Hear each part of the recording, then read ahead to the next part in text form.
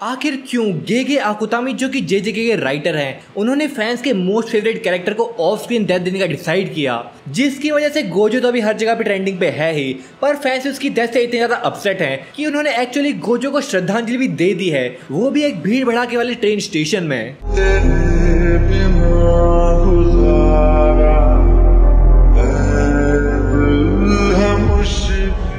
Video में Gojo से related बात तो होगी ही, क्योंकि आखिर सब जानना चाहते हैं कि क्या वो वापस आएगा, जहां पूरा चैप्टर ही गोजो से कनेक्टेड है। लेकिन मैं एक्चुअल फैक्ट्स रख के बात करूंगा, ना कि कोई थ्योरीज, क्योंकि मैं वेट कर रहा था जेजेके के ऑफिशियल चैप्टर का, जिसको पढ़ के मुझे इतना तो समझ में आ गया, यस भाई इसका वेट करना वर्थ इट था। तो अपने चैप्टर की शुरुआत में ही हम ऐसा सीन देखते हैं जहाँ पे गोजो आफ्टर लाइफ में है। पहले तो यहाँ पे खुद सोचता है कि काश ये कोई सपना हो, बट भाई एट द एंड वो खुद कहता है कि अब मैं होप करता हूँ ये कोई सपना ना हो और ये सब यहीं पे खत्म हो जाए। अब भाई गोजो यहाँ पे आखिर ऐसा क्यों कह रहा है, उसको जानने से पहले हम जानते हैं कि ये जो आफ्टर लाइफ कन्वर्सेशन है असल में उस टाइमलाइन पे चल रही है जहाँ पे गोजो और बाकी सब जवान हुआ करते थे, यानी कि जब गोजो ने सबसे ज्यादा एंजॉय किया और काइंड ऑफ खुश था, क्योंकि उसके बाद तो गेटो का सीन और ना जाने क्या क्या सीन हो गए थे। यहाँ पे गोजो पहले थोड़ा गुस्से में था कि वो मर गया है, इसलिए नहीं कि वो फाइट करते हुए मरा, बल्कि इसलिए क्योंकि वो मेगुमी को उसके फादर के बारे में नहीं बता पाया। पर फिर यहाँ पे उसे रियलाइज होता है कि चलो कोई बात नहीं, मैंने ये सारा मैटर शोको पे छोड़ दिया है, वो उसे बता देगी।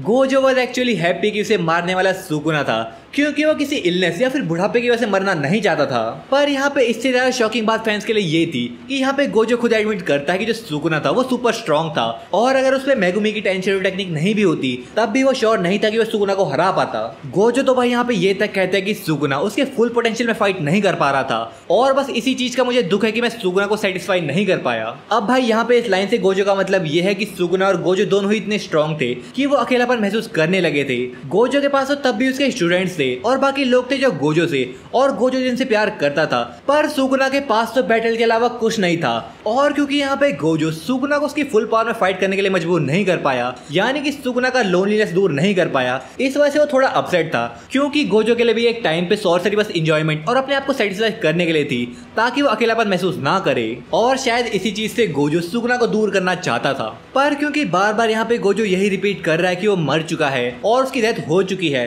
तो ये बात यहाँ पे इसी चीज को सॉलिडिफाई करती है कि जो गोजो है वो डेथ के डोर पे खड़ा है, बट क्योंकि अब उसे कोई रिग्रेट नहीं है तो उसको लाइफ और डेथ से उतना फर्क नहीं पड़ता। और यहाँ पे नानामी यही चीज गोजो से कहता है कि ये जो डेथ है वो तेरे लिए वर्दी थी, क्योंकि गोजो अपने से स्ट्रॉन्ग सॉर्सर के हाथों मर के सेटिस्फाई फील कर रहा था। एंड अगेन जब नानामी ने अपनी डेथ के बारे में चैप्टर में बताया तो वो सिंपली ये कहता है कि वैसे तो मैं पास्ट में जीने वाला बंदा हूँ या बस प्रेजेंट की सोचता हूँ, बट जब उसकी डेथ हुई थी तो यूजी उसके पास खड़ा था और उस टाइम उसने यूजी को देख के फ्यूचर के ऊपर बैट करने का सोचा और अपनी डेथ को खुशी खुशी भाई स्वीकार किया, क्योंकि उसे पता है कि ये टाइम अब फ्यूचर के लोगों का है, यानी कि माकी, यूजी, यूटा, हकारी, इन लोगों का है, और ये फाइट अब इन्हीं की है। सो आई थिंक अब नानामी की बातें सुन के गोजो को भी यही लगता है कि उसको जितना करना था वो कर चुका है और अब वो सारी चीजें फ्यूचर जनरेशन पे छोड़ सकता है, क्योंकि आखिर ये सारे लोग उन लोगों के स्टूडेंट्स हैं। और भाई यहाँ पे गोजो उन पे भरोसा करता है कि वो सारे लोग अपने लिमिटर को तोड़ के हम लोगों को भी सरपास कर देंगे। सो भाई यही सब सोच के गोजो अब चाहता है कि ये उसकी इमेजिनेशन ना हो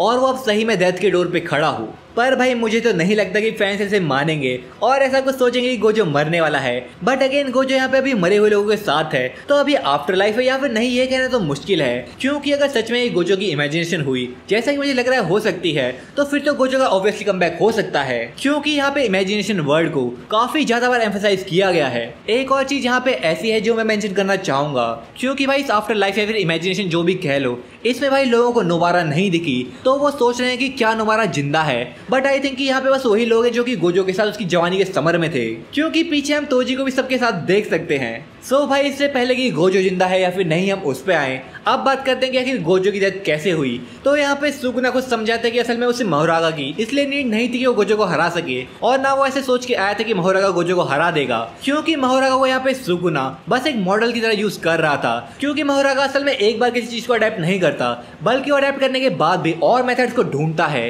काइंड ऑफ ऐसा कह सकते हो कि एक क्वेश्चन को सॉल्व करने के लिए मोहरागा मल्टीपल मेथड्स को यूज करता है, और यहाँ पे भी उसने इन्फिनिटी को अडेप्ट करने के लिए 2 मेथड यूज किए, जहाँ पहले पे तो उसने अपनी कर्स एनर्जी को चेंज कर लिया जिससे गोजो की इन्फिनिटी न्यूट्रलाइज हो जाए। बट क्योंकि सुकुना अपनी कर्स एनर्जी को चेंज नहीं कर सकता तो सुकुना ये मेथड को यूज नहीं कर सकता था। तो जब मोहरागा ने गोजो का हाथ एक डिसमेंटल जैसे अटैक से काट दिया तो यह अटैक असल में डिसमेंटल का एक एडवांस फॉर्म था, जहां इस अटैक का टारगेट गोजो नहीं बल्कि गोजो के आसपास का स्पेस, वर्ल्ड या फिर पूरा एग्जिस्टेंस था। और क्योंकि हम जानते हैं कि गोजो का लिमिटलेस एक्चुअली स्पेस से रिलेट करता है, जहां वो कर्स एनर्जी मैनिपुलेशन को यूज करके स्पेस को कंट्रोल कर सकता है, तो यहाँ पे मोहरागा ने उस स्पेस को ही काट दिया जिससे गोजो की इन्फिनिटी भी कट गई। और यही सेम चीज यहाँ पे सुकुना भी कर पाया। हालांकि इस चीज को सीखना आसान तो नहीं था, पर क्योंकि सुकुना एक बार देख के किसी भी टेक्निक को सीख सकता है, लाइक कैसे उसने केंजाकू को देख के कर्स सब्जेक्ट बनाना सीख लिया और कैसे गोजो को देख के रिवर्स कर्स टेक्निक को यूज करके अपनी बर्न आउट कर्स टेक्निक को हील करना सीख लिया था। तो यहाँ पे भी सुकुना ने मोहरागा की उस टेक्निक को मास्टर कर लिया, पर उसे ऐसा करने में थोड़ा टाइम और डिफिकल्टी फेस करनी पड़ी, जहां मोहरागा के जाने के बाद और गोजो से पर्पल खाने के बाद सुकुना इंजर्ड हो गया था, जहां वो अपनी आरसीटी को यूज करके अपने आप को हील भी नहीं कर पा रहा था। तो शायद इसी की वजह से गोजो का थोड़ा ध्यान भटक गया और इसी का फायदा उठा के सुकुना ने उसके ऊपर ही अटैक लॉन्च किया। और शायद ये सब चीजें काफी जल्दी हुई, जिसकी वजह से गोजो को समझ नहीं आ रहा था कि क्या ये उसकी इमेजिनेशन है या फिर सही में उसकी डेथ हो गई है। बट अगेन क्योंकि यहाँ पे गोजो का सर नहीं कटा है तो क्या वो रिवर्स कर्स टेक्निक को यूज करके अपने आप को रीजनरेट कर सकता है, क्योंकि ऐसा उसने खुद कहा था जब तक उसका सर उसकी बॉडी से अलग नहीं होगा तब तक वो जिंदा रहेगा, क्योंकि रिवर्स कर्स टेक्निक ब्रेन में ही स्टोर होती है। और जब यहाँ पे सुकुना ने गोजो को कहा तुम बहुत अच्छा लड़े, मैं तुम्हें कभी नहीं भूलूंगा, तो यहाँ काइंड ऑफ ऐसा लग रहा था कि यहाँ पे गोजो ने स्माइल करा। So this might be a indication कि गोजो अलाइव है। मैंने कई सारी थ्योरीज देख ली कि कैसे लोटस रीबर्थ को सिंबलाइज करता है and how lotus also represent Buddhas birth, और क्योंकि गोजो क्लियरली बुद्धा से इंस्पायर्ड है तो फैंस का यहाँ पे यही असम्पशन कि गोजो का रीबर्थ होगा, क्योंकि चैप्टर में हमने लोटस देखे थे। एंड देन अगेन चैप्टर में बार बार इमेजिनेशन वर्ड को एम्फसाइज करना मे बी इसी चीज की तरफ इशारा कर रहा होगा। लेकिन लेकिन लेकिन मैंने पहले ही कहा कि मैं थ्योरीज को लेके बात नहीं करूंगा, मैं बात करूंगा फैक्ट्स को लेके। तो अगर मैं तुम्हें कहूं कि एक्चुअली फ्लावर को जेजेके में ऑलरेडी रीबर्थ नहीं बल्कि रीइंकार्नेट से रिलेट किया गया है तो तुम क्या कहोगे? क्योंकि चैप्टर 1081 में हमने एक स्पेशल कवर देखा जहां पे उरो और यू हमें देखने को मिले, जो कि दोनों ही रीइंकार्नेट होकर कलिंग के अंदर आए थे। और वहां पे क्लियरली मेंशन्ड था the flower that blooms in the sea of death gets a second chance at life, यानी कि जैसे यहाँ गोजो डेथ की कगार पे है तो क्या यहाँ पे उसे एक्चुअली लाइफ में एक सेकंड चांस मिलेगा, क्योंकि पहली बार तो रिवर्स कर्स टेक्निक का यूज करके बचा था और क्योंकि यहाँ पे रीइंकार्नेट होने की बात हो रही है। सो यू ऑल नो कि एक ही ऐसा बंदा है यहाँ पे जो ऐसा कर सकता है और वो है केंजाकू। बट अगेन अगर केंजाकू ऐसा करता है तो वो तो गोजो की बॉडी लेने का ट्राई करेगा, वरना इन फ्यूचर अगर उसका प्लान वर्क नहीं कर रहा, जो भी उसका प्लान है, तो मे बी वो गोजो का रीइंकार्नेट करके सुकुना से फाइट करवाना चाहेगा। हालांकि ऐसे होने के चांसेस तो काफी कम है, पर अगर सच में अभी भी गोजो जिंदा है और उसके अंदर थोड़ी भी लाइफ बाकी है और वो खुद को भी हील नहीं कर सकता क्योंकि ऑलरेडी वो काफी कर्स एनर्जी लूज कर चुका है, तो यहाँ पे शोको और यूटा ही एक ऑप्शन बचते हैं जो कि जब तक काशिमा सुकुना से फाइट कर रहा है तब तक गोजो को हील करने का ट्राई करेंगे। और अगर भाई मान लो किसी भी तरीके से गोजो वापस आता है स्टोरी के अंदर, तो मुझे लगता है कि गोजो बस एक ही बार अपनी कर्स टेक्निक को यूज कर पाएगा, जैसा काशिमो के केस में है कि वो बस एक ही बार अपनी कर्स टेक्निक को यूज कर सकता है। लेकिन हाउएवर अगर तुम लास्ट पैनल को ध्यान से देखोगे तो वहां पे ऐसा लग रहा है कि सुकुना ने एक्चुअली गोजो की अवर बॉडी को कंप्लीटली क्रश कर दिया है, क्योंकि जो ब्लड है वो बाकी पैनल्स के मुकाबले कुछ ज्यादा स्कैटर लग रहा है। और सुकुना भी ये तो जानते ही होगा कि रिवर्स कर्स टेक्निक ब्रेन से स्टार्ट होती है, तो मे बी लास्ट में उसने गोजो के ब्रेन को क्रश कर दिया हो। आई नो ये चीज कह के मुझे काफी गालियां पड़ने वाली हैं, बट भाई कभी कभी ऐसी छोटी डिटेल्स ही कई बार काम आती हैं, तो इसको मेंशन करना यहाँ पे जरूरी था। लेकिन ऐसा हो या फिर ना हो, पर क्या सच में गेगे गोजो को वापस लाना चाहता है? क्योंकि उसे भी पता है कि गोजो को मार के व्यूअरशिप भाई काफी ड्रॉप होने वाली है, पर फिर भी उसने यहाँ पे ऐसा किया और वो भी ऑफ स्क्रीन, जिससे फैंस तो आग बबूला हो ही रखे हैं। बट भाई आग में घी डालने का काम तो उसने तब किया जब उसका एक वीकली शोनेन जंप का कमेंट वायरल हुआ जहाँ पे वो कह रहा है due to the break it seems like I forgot to draw chapter,